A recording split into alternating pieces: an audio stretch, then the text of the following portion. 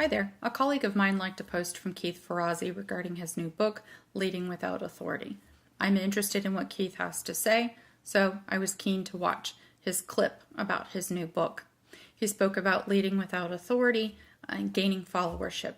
Fundamentally, I absolutely agree that those are two key strategies in terms of transformational leadership and also just functioning in this world. The one thing, though, that my mind was triggered to think about is working in teams that are going through mergers and acquisitions or are on the tail end of an integration or just a toxic team. And specifically in terms of someone who is gaining a large following, those people tend to stand out from the crowd, and they can actually be a threat to someone who has direct authority, who is a decision maker, and those who have influence, so who has a direct line to the decision maker, by extension can also be impacted.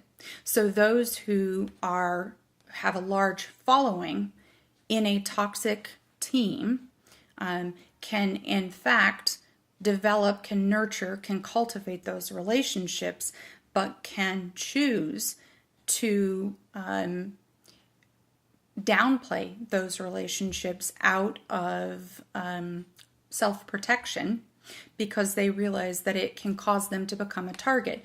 One of the seems to me a fairly historic person that comes to mind is Martin Luther King. As he gained traction, as he became more visible, it also made him more of a target.